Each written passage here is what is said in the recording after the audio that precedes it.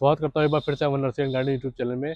जैसे कि आप लोगों ने थंबनेल में देखा होगा, मैं किस वैरायटी के बारे में बात करने वाला हूँ, किस टॉपिक के बारे में बात करने वाला हूँ, तो आप लोग देख के समझ गए होंगे कि मैं लीची की वैरायटी के बारे में बात करने वाला हूँ। जो लीची की काफ़ी वैरायटीज़ आती हैं, जो कि जिसको चाइना थ्री लीची बोलते हैं या फिर शाही लीची बोलते हैं और या फिर बॉम्बे लीची बोलते हैं। इन्हीं तरह के 3-4 वैरायटी जो प्रमुख वैरायटी, जो कि बहुत ही अच्छी वैरायटी, जो कि किसानी के पर्पज़ से, गार्डनिंग के लिए जो कि काफ़ी अच्छी वैरायटी मानी जाती है, जो बेस्ट वैरायटी इसकी मानी जाती है, तो वो उन वैरायटी के बारे में मैं पूरी डिटेल के साथ में मैं बताऊँगा कि उसकी वैरायटी, कौन सी वैरायटी खेती के पर्पज़ से लगानी चाहिए, कौन से गमले के पर्पज़ से लगानी चाहिए, किसमें जल्दी फ्रूटिंग होगी, किसमें बाद में फ्रूटिंग होगी, किसको किस टाइम पे फ्रूटिंग ली जाएगी। तो उस तरह से पूरी डिटेल मैं इस वीडियो में बताऊँगा। कुछ लोगों ने कमेंट करा था कि लीची के बारे में पूरी डिटेल के साथ में बताइए कि लीची कैसे क्या करना चाहिए, उसको कैसे क्या है उसके बारे में, मतलब पूरी डिटेल की जानकारी उसकी पूरी बताइए वीडियो के माध्यम से। तो इसी वीडियो में आप आखिरी तक बने रहिए, आपको पूरी जानकारी इसकी मैं बहुत ही अच्छी जानकारी इसकी दूँगा, जो कि काफ़ी सहायता मिलेगी आपको लगाने के लिए और इसको जो तैयार करने के लिए बहुत ही बढ़िया रहेगा। और चलिए फिर वीडियो में दिखाते हैं, वीडियो में बने रहिए।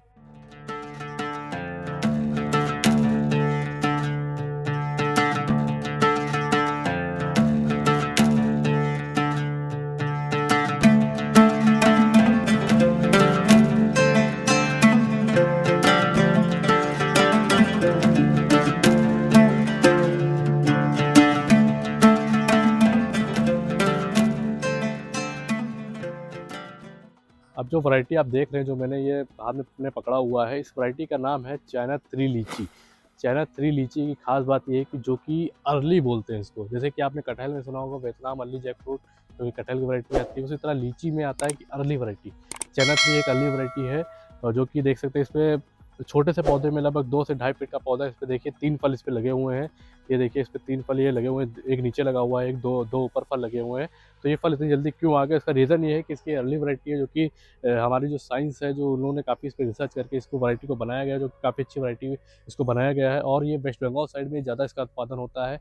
और जो जैसे शाही लीची आपने सुना होगा कि बिहार के मुजफ्फरनगर में होती है, वैसे ही ये वेस्ट बंगाल साइड में बहुत ही ज़्यादा पाई जाती है, बहुत ही ज़्यादा इसकी खेती अच्छे पैमाने पे इसकी खेती वगैरह होती है। और ये अपने इंडिया के साथ साथ में ताइवान हो गया या फिर आपका वियतनाम हो गया, इन सब एरिया में, बांग्लादेश एरिया में, जैसे इन सब जगह पे इसकी खेती बड़े पैमाने पे हिसाब से होती है। और ये बहुत ही अच्छी वैरायटी है, जो कि लेट में पकती है। जैसे आपकी शाही लीची वगैरह, फिर बॉम्बे लीची है जो जल्दी पक जाती है, बट ये वैरायटी आपकी काफ़ी लेट में पकेगी। जब आपकी दशहरी वगैरह खत्म हो जाएगी, तो दशहरी के लगभग 20 से 25 दिन बाद, लगभग जून की लास्ट में या फिर जुलाई की शुरुआत में इसका फल पकेगा।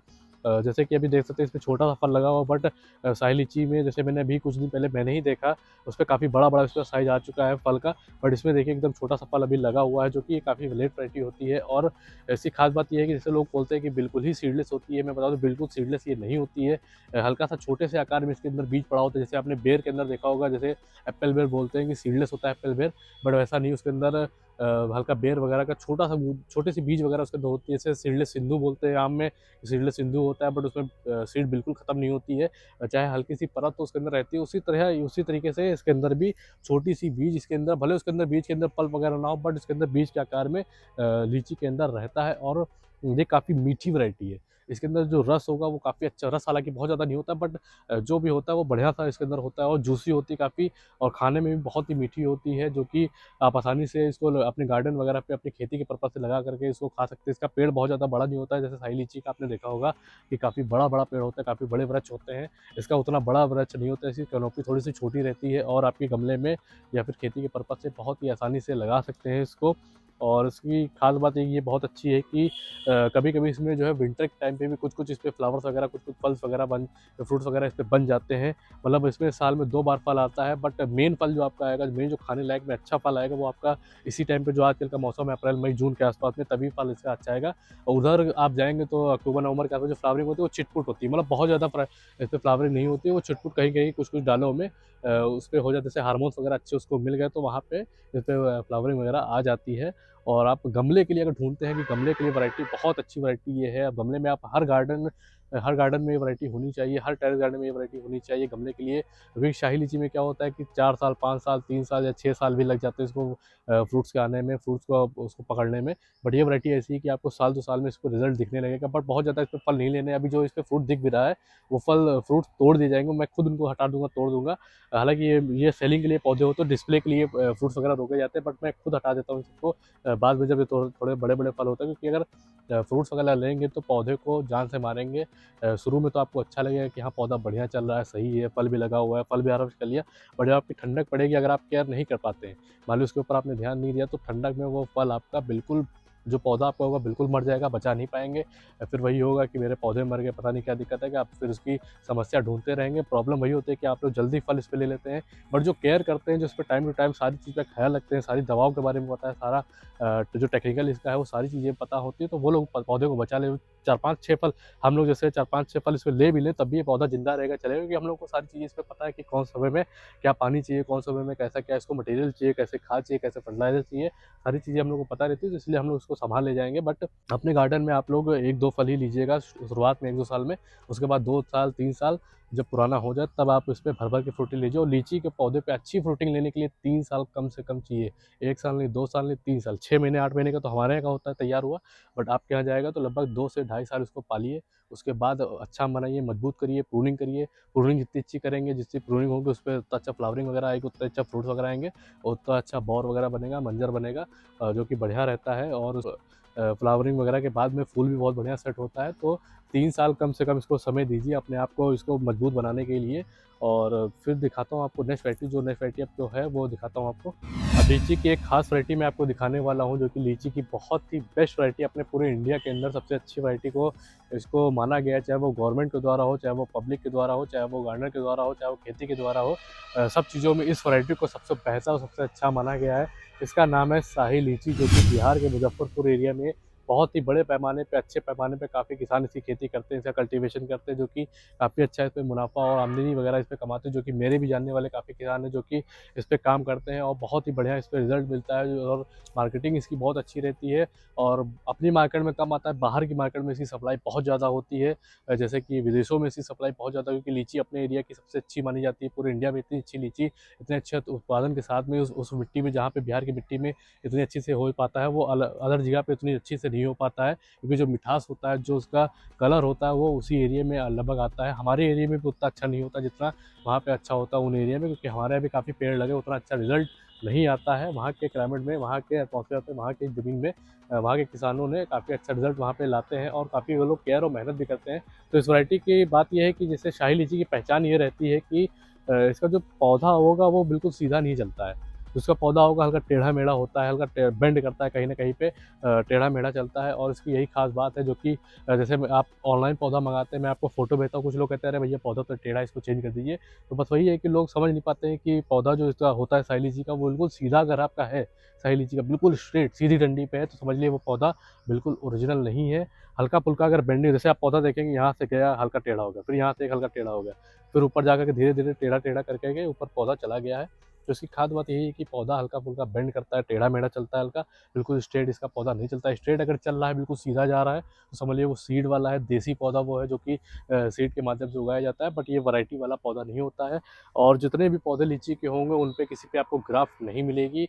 ये जो पौधे होते हैं, वो से जो मॉस ग्रास होता है, मॉस घास से, उसी के द्वारा से तैयार किए जाते हैं, एलेरिंग के द्वारा ये तैयार किए जाते हैं। इस पे कोई भी ग्राफ्टिंग नहीं होती इन पौधों पे। मैं पहले ही क्लियर कर देना चाहता हूँ कि काफ़ी लोग कहते हैं कि जैसे मैं फ़ोटो भेजता हूँ कि भैया ग्राफ्ट पौधा तो दिख नहीं रहा, ग्राफ्ट पौधा नहीं है, तो बस उनको ध्यान देना चाहिए कि ये ग्राफ्टेड नहीं होता है, इस पे एलेरिंग, आजकल इंटरनेट का ज़माना है, आप वहाँ पे जाकर के इसको सर्च कर सकते हैं, देख सकते हैं, वहाँ पे भी दिखाया जाएगा कि लीची कैसे तैयार की जाती है। तो वही है कि मॉस ग्रास द्वारा ये वैरायटी जो है तैयार की जाती है, और एलेरिंग से ये पौधा बनता है। और ये वैरायटी बहुत ही अच्छी वैरायटी, जो कि वैरायटी में से माना जाता है। और शाही लीची, जो कि बिहार में बहुत ही बड़े पैमाने पे इसकी खेती होती है, और ये लीची के अंदर कैल्शियम और विटामिन सी काफ़ी अच्छी मात्रा में पाया जाता है, और इसके अंदर जो है जूसी काफ़ी होता है। इसका टेसेस जो होता है लगभग 18 परसेंट के आसपास में, 18 से 19% के आसपास में इसका टेसेस जो होता है वो होता है, और खाने में काफ़ी अच्छा होता है, कैल्शियम के लिए बहुत ही बढ़िया होता है। अगर कैल्शियम की कमी है वो लोग खाएँ, तो उसके लिए बहुत ही बेहतरीन वैरायटी ये सब आती है। और इसके भी खेती आप कर सकते हैं आसानी से कहीं से भी किसी एरिया में। और इसके भी काफ़ी प्रोडक्ट आप बना करके सेल करते हैं, चाहे वो टॉफ़ी के माध्यम से हो, चाहे वो जूस के माध्यम से हो। काफ़ी तरीके से इसके जो फ्लेवर्स होते हैं वो काफ़ी चीज़ों में इस्तेमाल किया जाता है। उस तरीके से आप लोग इस्तेमाल करके इसका नया बिज़नेस आप पौधे फल तोड़ते हैं, आप सीधा मार्केट में शेयर कर देते हैं। आपको उतनी आमदनी नहीं मिलती, वो मिलती किसको, जो बीच वाला जो आढ़त वगैरह जो करता है, जो बीच में मार्केटिंग करता है, उसको ज़्यादा आमदनी मिलती है। आप किसानों से ज़्यादा उसी को मतलब कमाई वगैरह, आमदनी वगैरह उसी को होती है। तो आप अपना खुद पे घरेलू इसका नुस्खा तैयार कर सकते हैं, जो कि अलग-अलग तरीके से इसका जूस या फिर काफ़ी काफ़ी तरह के प्रोडक्ट आप बना करके उसपे फल से ज़्यादा का आप मुनाफ़ा उस चीज़ों से कमा सकते हैं। और ये बढ़िया वैरायटी में से आती है शाही लीची। और इसमें जो है जब फल आपका इसमें लगभग छोटा-छोटा फल हो जाए, लगभग मटर के दाने की तरह फल हो जाए, तो इसपे पोटाश वगैरह डालिए या फिर आप एनपीके वगैरह डालिए। तो उनसे क्या होगा, पौधे की वृद्धि अच्छी होगी, पौधे को जो फल जो साइज़ होगा वो भी काफ़ी गेन होगा, काफ़ी बड़ा साइज़ होगा। जिसका जो फल का साइज़ होता है लगभग 18 से लेकर के 25 ग्राम तक की इसका फल जाता है।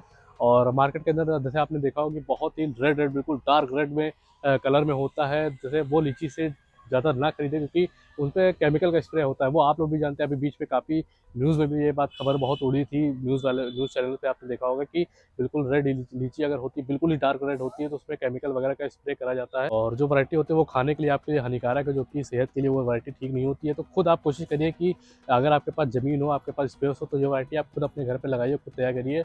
और अपने गार्डन वगैरह भी लगा सकते। गार्डन वगैरह में कम से कम शाही लीची के लिए 4 साल 3 साल इंतज़ार करना पड़ेगा।